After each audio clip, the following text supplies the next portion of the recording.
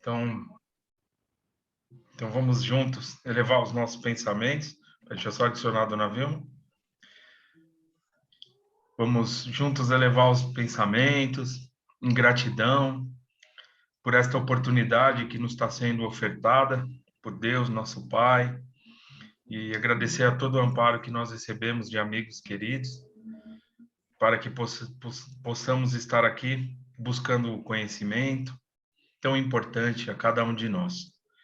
Senhor, humildemente pedimos a sua proteção e o amparo, que tenhamos olhos de ver, os ouvidos de ouvir, e que a tua vontade seja feita agora e sempre. Pai nosso que estais nos céus, santificado, Senhor, seja o teu nome, venha a nós o teu reino e seja feita a tua vontade, jamais a nossa, assim na terra como no céu. Pão nosso de cada dia nos dai hoje e sempre. Perdoe, Senhor, nossas dívidas, assim como nós devemos perdoar aqueles que achamos ser nossos devedores, e não nos deixeis cairmos em tentações e em novos erros. E livra-nos de todo mal, que assim seja. Graças a Deus e a Jesus. Então vamos lá. Evangelho segundo o Espiritismo, capítulo 18, muitos dos chamados e poucos escolhidos. Reconhece-se um cristão pelas suas obras. Simeão Bordeaux, 1863, item 16. Nem todos os que me dizem Senhor, Senhor entrarão no reino dos céus, mas somente o que faz a vontade de meu Pai que está nos céus. Escutai essas palavras do Mestre, todos vós que repelis a doutrina espírita como uma obra do demônio. Abri os vossos ouvidos, pois chegou o momento de ouvir. Será suficiente trazer a libré do Senhor para ser um fiel servidor? Será bastante dizer sou cristão para seguir o Cristo? Procurai os verdadeiros cristãos e os reconhecereis pelas suas obras. Uma árvore boa não pode dar maus frutos, nem uma árvore má dar bons frutos. Toda árvore que não pode dar bons frutos será cortada e lançada no fogo. Eis as palavras do Mestre. Discípulos do Cristo, compreendei-as bem. Quais os frutos que a árvore do cristianismo deve dar? Árvore possante, cujos ramos frondosos cobrem com a sua sombra uma parte do mundo, mas ainda não abrigaram a todos os que devem reunir-se em seu redor? Os frutos da árvore da vida são os frutos de vida, de esperança e fé. O cristianismo, como vem fazendo desde muitos séculos, prega sempre essas divinas virtudes, procurando distribuir os seus frutos. Mas quão poucos os colhem, a árvore é sempre boa, mas os jardineiros são maus. Quiseram moldá-la segundo as suas ideias, modelá-la de acordo com as suas conveniências. Para isso a cortaram, diminuíram, mutilaram. Seus ramos estéreis já dão maus frutos, pois nada mais produzem. O viajor sedento que se acolhe à sua sombra, procurando o fruto de esperança que lhe deve dar força e coragem, encontra apenas os ramos adustos, pressagiando o mau tempo. É em vão que busca o fruto da vida na árvore da vida. As folhas tombam secas a seus pés. As mãos do homem tanto as trabalharam que acabaram por crestá-las. Bom, nem todos os que me dizem Senhor, Senhor entrarão no reino dos céus, mas somente aquele que faz a vontade do Pai que está nos céus. Eu acho que, assim, pelo simples fato de a gente poder estar aqui, né, buscando o conhecimento, buscando esse aprendizado, né, carregando a nossa cruz, né, carregando a nossa cruz, vivendo a vida, procurando aprender com tudo que nos está sendo ofertado, seguir ali um caminho na busca do aprendizado da nossa família, né? Enfim, não se revoltando contra as coisas, com certeza a gente vai estar construindo boas obras no nosso caminho. Todos nós somos coautores da nossa história, né? Então, isso é muito importante a gente lembrar. A gente, a todo momento, nós temos a oportunidade de poder recomeçar a nossa caminhada, construir coisas boas, de renovar, né, a esperança, enfim, renovar as nossas atitudes, ações, aquilo que a gente deve achar. Mas para isso a gente tem que fazer a nossa parte e refletir muito sobre tudo o que nos está sendo ofertado, né? Então, muitas vezes a gente pode achar, mas, poxa, só tenho dificuldades, eu errei muito na outra vida, não sei o que, a doutrina me ensina isso, não. Na verdade, é uma oportunidade que está sendo dada para nós, para que a gente possa aprender. E esse aprendizado vai fazer muito bem para nós. Cada etapa que a gente vai concluindo da nossa caminhada, cada aprendizado que a gente tira, a gente recomeça em outra situação. Mas cada vitória que a gente tem, né, no sentido de nos esforçarmos nessa busca, isso vai nos fortalecendo mais como seres eternos que somos. Então, a nossa caminhada é somente evolutiva, a gente não vai regredir. Então, cada coisa que a gente vivencia, a gente vai estar se candidatando a sermos esses cristãos, né, que o Evangelho nos traz esse ensinamento, estamos angariando coisas boas no nosso caminho, e a gente sabe da lei de causa e efeito, então tudo que a gente atrair de bom, tudo que a gente construir de bom, com certeza será portas para outras situações a gente poder vivenciar nesse sentido também. Tá? Então, vamos construir aí coisas boas que vão nos auxiliar muito na nossa caminhada. Tudo bem? Alguém gostaria de fazer algum comentário? Então é isso aí, pessoal. Então, vamos lá para o nosso livro. Bom, estamos aqui finalizando, quase perto do fim, né? Na terceira parte do capítulo 18, falando sobre obsessão, tá? A minha capa aqui, eu estou na página 387, no último parágrafo, tá? Onde a gente vai estar aqui acompanhando um caso de possessão, né? Como se fosse uma possessão, ou seja, a gente, antes de entrar nesse capítulo, eu trouxe ali alguma passagem que falava sobre o processo de subjugação, de fascinação e de obsessão simples, né? Então, dentro do que a gente já viu, a gente pode comparar essa questão da obsessão com a subjugação, que aí é um domínio que o espírito tem sobre o encarnado, enfim, ou até o desencarnado, né? O obsessor, aquele que está praticando ali, obsediando, né? Outra pessoa, numa intensidade muito maior, tá? Então, a gente vai acompanhar agora um caso desse na questão espiritual, tá? Que vão dar ali detalhes bem interessantes, né? Então, a gente está vendo que ele está tendo um diálogo ali na questão espiritual, onde o André Luiz, junto do Alexandre, uma equipe de trabalhadores, eles estão em contato com esses espíritos que estão obsediando os encarnados, e eles estão participando ali de um tratamento dentro de uma casa espírita, e aí ele está dando bastante detalhe desse diálogo, né?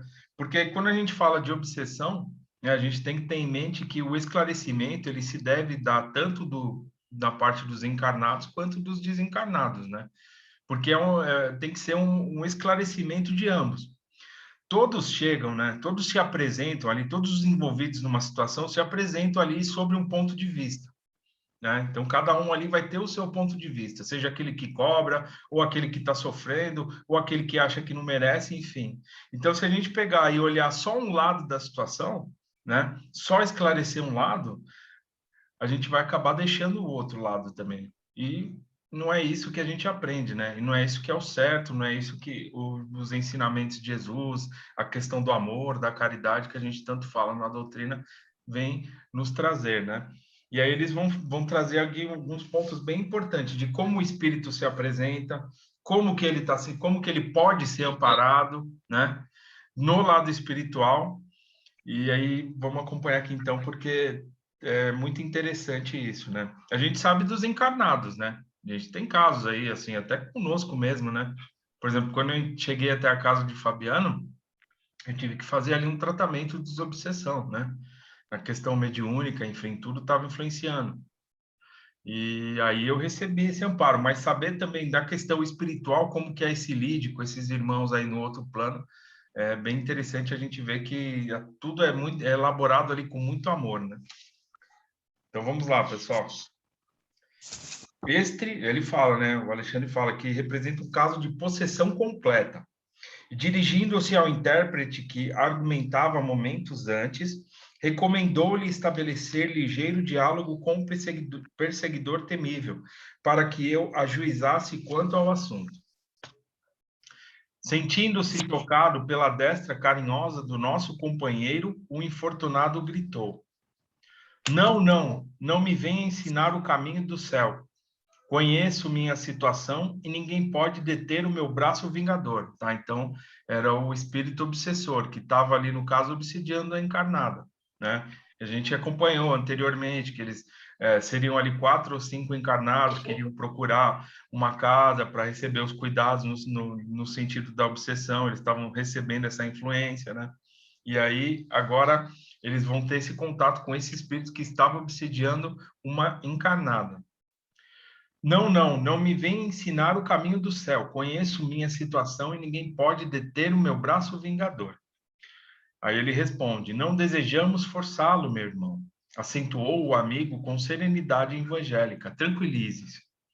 Enquanto alimentar propósitos de vingança, será castigado por si mesmo. Ninguém o molesta, senão a própria consciência. As algemas que o prendem à inquietude e à dor foram fabricadas pelas suas próprias mãos. Nunca brandou o desventurado, nunca. E ela? Fez acompanhar a pergunta de horrível expressão e continuou. O Senhor me prega, a virtude justifica a escravidão de homens livres, né? O Senhor que prega a virtude justifica a escravidão de homens livres. Então,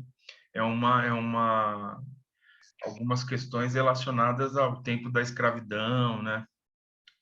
Então, deixaram muitas marcas, né? Vamos ver aqui. Acredita no direito de construir senzalas para humilhar os filhos do mesmo Deus? Esta mulher foi perversa para nós todos. Além de meu esforço vingador, vibram de ódio outros corações que não a deixam descansar. Persegui-la-emos onde for. Esboçou um gesto sinistro e prosseguiu. Por simples capricho, ela vendeu minha esposa e meus filhos. Não é justo que sofra até que nos restitua? Será crível que Jesus, o Salvador por excelência, aplaudi o cativeiro? O nosso intérprete, muito calmo, obtemporou. O mestre não aprovaria a escravidão. Contudo, meu amigo, recomendou-nos o perdão recíproco, sem o qual nunca nos desvencilharemos do cipoal de nossas faltas. Qual de nós, antigos hóspedes da carne, conseguirá exibir um passado sem crimes? Tá? Então, foi aquela questão que nós estudamos aí anteriormente, né? Porque muitas vezes esses irmãos, eles se apresentam ali, lógico, passaram por situações bem difíceis, né? Falando a questão da justiça, querendo justiça, mas as situações, elas são muito a fundo, né? Aquém de tudo aquilo, né? Então, e aí acaba criando um ciclo vicioso. Ora um comete um erro de uma forma, ora o outro comete outro de uma forma, que ele até fala aqui, né? Como que Jesus permite que uma situação dessa aconteça, né? Que foi uma situação bem difícil. Mas, na verdade, é aquela coisa de estar preso ali no se vingar, né? De não perdoar, de não querer deixar que seguir em frente, né? Ficar preso àquela situação e ora o acusador, ora o outro, tomando atitudes bem difíceis e aí acaba criando um ciclo vicioso e um acaba se algemando ao outro e isso aí pode perdurar por muitos e muitos séculos, né? E aí acaba acontecendo muitas situações, até nesse sentido da escravidão aqui, e muitas outras atitudes bem difíceis também, né, que a gente acompanha ao longo da nossa história, que na verdade são as histórias que são entrelaçadas umas às outras, onde tem ali sentimentos contrários ao bem, né, a questão do perdão, do entendimento, né, que é um convite que a doutrina espírita nos faz para que todos nós possamos refletir, né, sobre as nossas vidas, sobre né, as dificuldades que a gente tem com o nosso próximo. Se o convívio é muito difícil, ok, mas não guardar aquelas mágoas, aquele rancor, aquele sentimento, procurar trabalhar isso, né, dentro de nós de alguma forma. É muito importante isso. É muito importante a gente poder ser sincero com os nossos sentimentos. Sejamos sinceros com os nossos sentimentos. Porque não é errado eu sentir, eu não gosto, eu tenho raiva, eu tenho alguma coisa, é, eu tenho inveja, enfim, algum sentimento difícil. Não é errado sentir isso. Pelo contrário, o errado é a gente esconder e achar que não temos nada, né? E aí a gente acaba fazendo com que isso tome uma proporção muito maior. A partir do momento que nós somos sinceros conosco mesmo, a gente vai conseguir trabalhar isso dentro de nós, procurando uma ajuda exterior também, que é muito importante, mas a gente vai se fortalecendo e vai deixando essas situações de lado. Porque às vezes a gente acha que é uma coisa pequena, mas essa coisa pequena, ela pode tomar proporções. E aí pode se transformar numa situação bem difícil, como essa que a gente está acompanhando aqui. Tá? Então, essa sinceridade conosco mesmo é muito importante. Não há mal nisso, né? Pelo contrário, é um trabalho para cada um de nós. Sua alma, entretanto, meu amigo, permanece desvairada pelo furacão da revolta. Sua memória está, consequentemente, desequilibrada e ainda não pode reapossar-se das lembranças totais que lhe dizem respeito. Tá? Então, ele está se apresentando numa situação difícil, porém, eles ainda não podem apresentar ali todo o contexto, o que aconteceu. Né? Com certeza, uma história a envolver todos ali. Não lhe sendo possível recordar o pretérito com exatidão, não seria mais razoável esperar, em seu caso, pelo justo juiz? Como julgar e executar alguém pelas próprias mãos, se ainda não pode avaliar a extensão de seus próprios débitos? Então, como julgar alguém, como nós podemos, né, trazer agora para nós, para nossa reflexão, julgar pelas nossas próprias mãos, se ainda não conhecemos a situação, né? Tá? Então, é muito complicado, né? É muito trabalho da nossa parte, a gente ainda tem muito que trabalhar e fazer. O revoltado parecia chocar-se ante os argumentos ouvidos, mas longe de capitular em sua posição de perseguidor, respondeu asperamente: para os mais fracos, suas observações serão valiosas. Não para mim, porém, que conheço as sutilezas dos pregadores de sua esfera. Não abandonarei meus propósitos. Minha situação não se resolverá com simples palavras. Nosso companheiro, compreendendo o endurecimento do antagonista e apiedando-se-lhe da ignorância, continuou em tom fraterno. Não se trata de sutileza, e sim de bom senso. Aliás, não desejo retirar-lhe as razões de natureza individualista, mesmo porque vigorosos laços unem-lhe a influenciação à mente da vítima. Entretanto, apelo para os sentimentos nobres que ainda vibram em seu coração, fazendo-lhe reconhecer que, sem as desculpas recíprocas, não liquidaremos nossos débitos. Em geral, o credor exigente é cego para com os próprios compromissos. A sua reclamação, na essência, deve ser legítima. No entanto, é estranhável o seu processo de cobrança, no qual não descubro qualquer vantagem, visto que suas atividades de vingador, além de aprofundar suas chagas íntimas, tornam-no antipático aos olhos de todos os companheiros.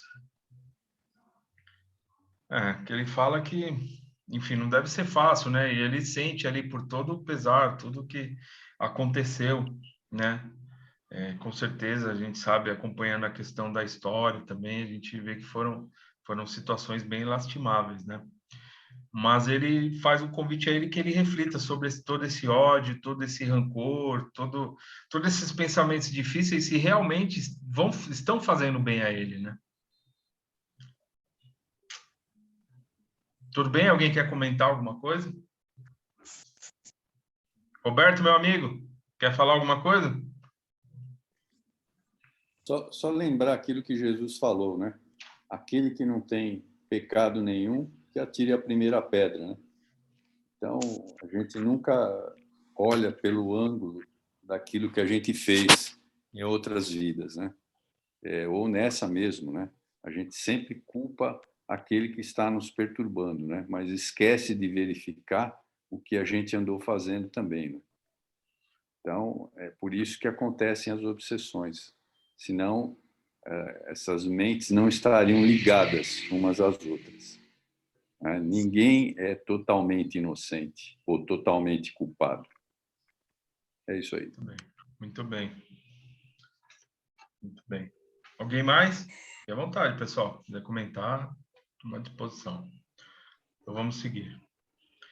Ferido talvez, mas fundamente em sua vaidade, o obsessor calou-se, enquanto o intérprete se voltava para nós outros, indagando de meu orientador quanto à conveniência de ajudar-se magneticamente ao infeliz, a fim de que as reminiscências dele pudessem abranger alguns quadros do passado distante. Então, é como se eles pudessem ali mostrar para ele, né? Então, é, esse intérprete aqui, da equipe espiritual que estava ali conversando, tentando dar um esclarecimento, né, a esse espírito obsessor, ele fez um sinal ali para o Alexandre, se ele gostaria de intervir, para mostrar ali alguma cena, algum quadro de algum passado que poderia auxiliar ele de alguma forma. Roberto, você teria algum caso que você tem uma lembrança nesse sentido, que foi posto alguma coisa para o espírito aí, para a gente poder elucidar aí essa questão? E pensar um pouco, né? São tantos casos que a gente acaba até... no momento eu não me lembro. Ah, então eu vou seguir. Se por acaso você lembrar, você me dá um ok aqui, aí a gente explica. Tá bom. Bom, então vamos lá, pessoal. Alexandre, todavia, considerou: não seria oportuno dilatar-lhe as lembranças? Não conseguiria compreender antes de maior auxílio ao seu entendimento? Aí ele falou que é necessário que ele sofra, né? Que ele ainda sinta tudo aquilo que está acontecendo, como para ele refletir sobre as atitudes que ele vem tendo antes disso, que ele ainda não estava preparado para ver aquelas imagens, porque ele estava muito preso ainda à questão da, do ódio, da vingança, enfim. Quando está preso, né, quando o espírito está muito preso a essas situações, tem que ser um trabalho ali aos poucos para que ele possa retomar essa questão da reflexão mesmo sobre toda a situação. Tá? Então, é necessário, ele fala no sentido que é necessário que ele ainda reflita um pouco mais, que ele sinta mais tudo que está acontecendo, né? Mas não que ele estava sendo desamparado, pelo contrário, é só para ele poder sentir um pouco mais da situação, aí sim eles iam atuar, tá? Aproveitando a pausa mais longa que se fizera entre todos, observei detidamente a pobre obsidiada. Cercada de entidades agressivas, seu corpo tornara-se como que a habitação do perseguidor mais cruel. Ele ocupava-lhe o organismo desde o crânio até os pés, impondo-lhe tremendas reações em todos os centros de energia celular. Fios tenuíssimos mais vigorosos uniam-nos ambos, e ao passo que o obsessor nos apresentava um quadro psicológico de satânica lucidez, a desventurada mulher mostrava aos colaboradores encarnados a imagem oposta, revelando-lhe angústia e inconsciência. Tá? Então era ela que estava recebendo, estava sendo obsidiada, né? E aí tem a questão dos centros vitais, das energias, dessa troca, né? Que ele fala fios tenuíssimos, significa que o obsessor e o obsidiado eles estavam ali numa ligação, trocando essas energias, né? Que são energias bem difíceis, energias de ódio, enfim, de vingança, não olhando só o lado do encarnado, mas os dois lados, né? Então era uma troca recíproca. Lógico que a gente sabe que tudo isso, essa energia negativa, né, que é oriunda de toda essa situação, ela vai trazer ali desequilíbrios para o corpo físico também, tá? Se é o espírito ele está encarnado, então automaticamente vai ser exteriorizado para o corpo, tá? Então por isso que ela estava se apresentando ali numa aparência bem difícil também para os encarnados que estavam ali acompanhando. Tá? E sem contar do outro lado espiritual, né? Que tinha o obsessor ali se apresentando, enfim, num aspecto bem difícil também. tá? Modificando até o perispírito dele, devido à questão do ódio, da vingança. Então, quando se inicia aí um trabalho de melhoria, né, tanto de esclarecimento, de recomposição, né, de ambos, é necessário que aí detenha ali um tempo até para o perispírito se recuperar também, né? Tudo bem? Então, vamos lá. Vitor, Mauri, por favor, pode deixa eu perguntar. só ver se eu compreendi direito, mas você falou que há uma espécie de um envolvimento do espírito obsessor, envolve o encarnado de tal forma que ele se acopla, quase que está acoplado com o espírito do encarnado, e aí ele passa essas energias que chega a refletir no corpo físico da pessoa, é isso que você falou, se eu entendi bem? Então, na verdade, é que nem ele fala aqui no final do parágrafo, ó. Fios tenuíssimos, tá? Fios, é como se tivesse um fio que ligasse o encarnado ao espírito. E aí, através dessa ligação, né, que é uma ligação mais como uma ligação de energia, uma troca de energia que passa por esses fios, como se tivesse um fio ligado a um ao outro. E aí eles estão numa simbiose, né? Eles estão compartilhando ali pensamentos difíceis. Tá? Então, porque quando a gente fala assim, questão da possessão, que nem ele falou, a gente pode entender que possessão é quando ele tem um domínio completo, né? Que até a Igreja Católica trazia, mas a gente entende não, que é um domínio sobre as ações, o pensamento, enfim, tudo através desses fios. É como se fosse um fio, que a gente pega um fio e liga de uma pessoa a outra. E através desses fios circula ali uma energia que ela é captada de cérebro a cérebro. Tá? Então, eu vou ler de novo, aí você vê se está de acordo. Se tiver uma dúvida, a gente conversa. Fios tenuíssimos. Não, deu para compreender. Tá. Fios tenuíssimos mais vigorosos uniam-nos ambos, ao passo que o obsessor nos apresentava um quadro psicológico de satânica lucidez. Tá? Então, pegando o obsessor, que ele estava ali apresentando aquele quadro de vingança, de ódio, de coisas muito difíceis e negativas. E aí ele transmitia toda essa energia para o encarnado que estava recebendo esse processo aí, estava sendo obsediado. Então era uma troca de energia por esses fios de energias densas e pesadas. E aí o encarnado, o que acontece? Quando a pessoa está nesse processo de subjugação, tá?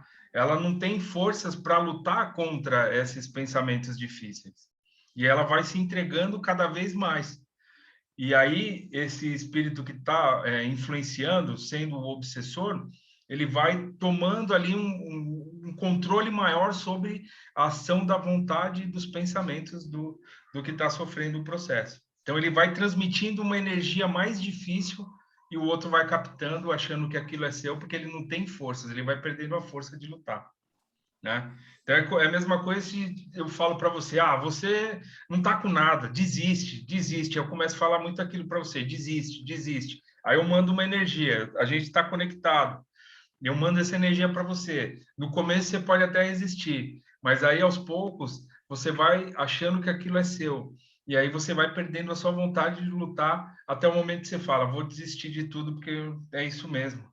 Entendeu? Porque ele vai jogando ideias ali que vai mexendo com você. E essas questões, elas acontecem muito no momento onde a gente comete erros, por exemplo. Que aí vem aquele pensamento, você errou de novo. Como que pode você errar de novo? Você aprende aí que tem que fazer isso, isso e isso. E aí a pessoa fala, puxa, é mesmo, eu errei, aprendo um monte de vezes.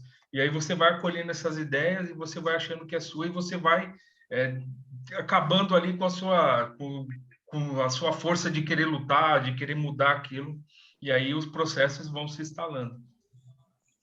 E é nessa questão que acontece. Por isso que ela começa com uma obsessão simples, que passa ali por uma fascinação, até chegar na possessão, que nem ele diz aqui, ou o controle completo que o espírito tem sobre a ação da vontade do encarnado, que é uma troca de energias, de vibrações através desses fios aí tenuíssimos que a gente pode entender. É de mente para mente, o caso, tá? Tudo bem, Amaury? Entendido. Ficou claro, meu amigo? Se tiver Não, ficou bem explicado. por Não, favor. bem explicado. Entendi. Roberto, meu amigo, quer colocar alguma coisa?